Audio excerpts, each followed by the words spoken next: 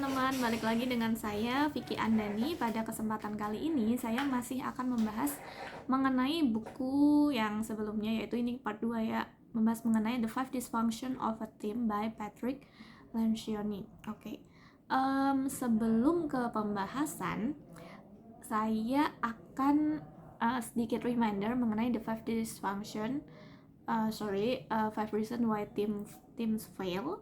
Yang pertama yaitu adanya lack of trust, yang kedua adanya fear of conflict, dan yang ketiga adanya lack of commitment, dan yang keempat ada yang namanya avoidance of accountability, dan yang kelima adanya intention to result.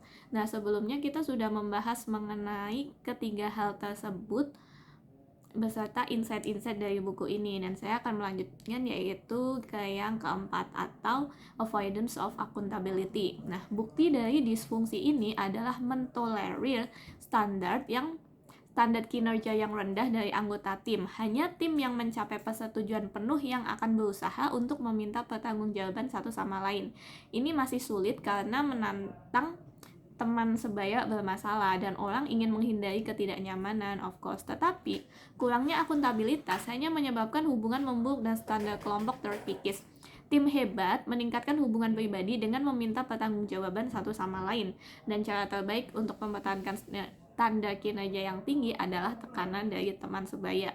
Yang kelima yaitu adanya inattention to results. Ini adalah kecenderungan anggota untuk mencari perhatian individu dengan mengorbankan hasil kolektif. Indikatornya adalah masalah status dan ego dalam tim.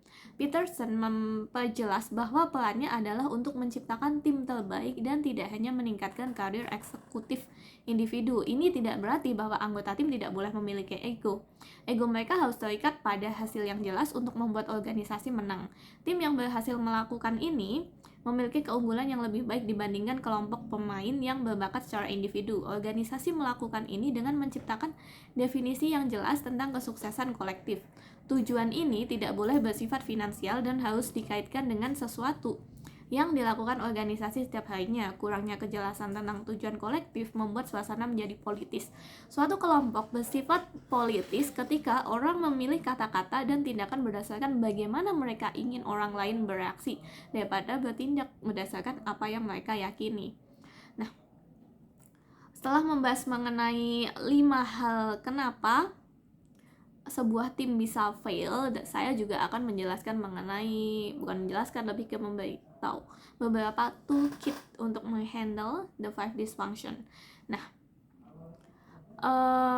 saya akan membahasnya satu-satu mengenai behavioral model yang Peterson terapkan untuk secara efektif menghandle setiap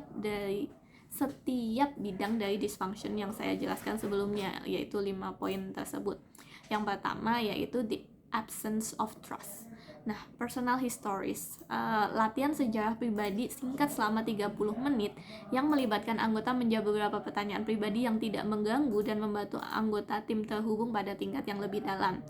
Nah, single most important contribution, dan mintalah anggota tim untuk mengidentifikasi satu-satunya kontribusi terpenting yang diberikan rekan mereka kepada tim dan satu area yang perlu mereka tingkatkan. Anggota membagikan tanggapan mereka berfokus pada satu orang pada satu waktu dan mulailah dengan pemimpin tim. Terus ada yang namanya personality styles dan behavioral preference profiles.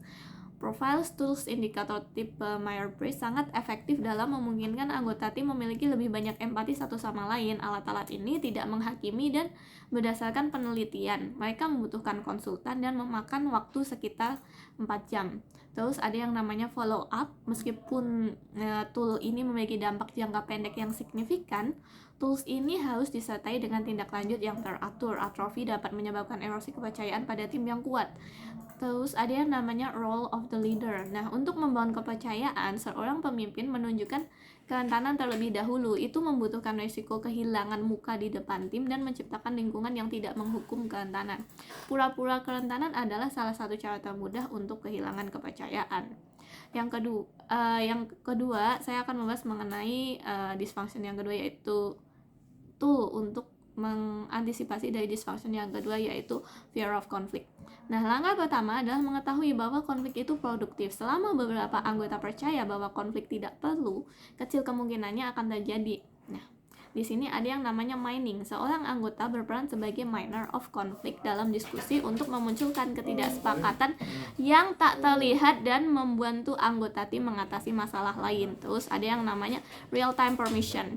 Anggota harus saling melatih untuk tidak mundur dari debat yang sehat. Cara sederhana untuk melakukannya adalah mengenali ketika seseorang merasa tidak nyaman dan mengingatkan mereka bahwa apa yang mereka lakukan itu perlu. Ini adalah teknik yang sangat efektif untuk menghilangkan ketegangan dalam pertukaran yang produktif dan menantang yang memberi peserta lain kepercayaan diri untuk melanjutkan. Dan ulangi pesan yang sama di akhir pertemuan, selalu lakukan hal itu. Terus ada dari sisi role of the leader, pemimpin merasa perlu untuk melindungi anggota dari bahaya yang sering mengakibatkan interupsi ketidaksepakatan sebelum waktunya tanpa membiarkan anggota mengembangkan keterampilan manajemen konflik. Pemimpin harus menunjukkan pengendalian diri dan membiarkan resolusi terjadi secara alami. Oke, jadi pada video kali ini mungkin dari itu saya akan membahas mengenai dari 2 disfungsi dulu. Selebihnya saya akan membahas di video selanjutnya, yaitu di part 3. Terima kasih dan selamat beraktivitas kembali.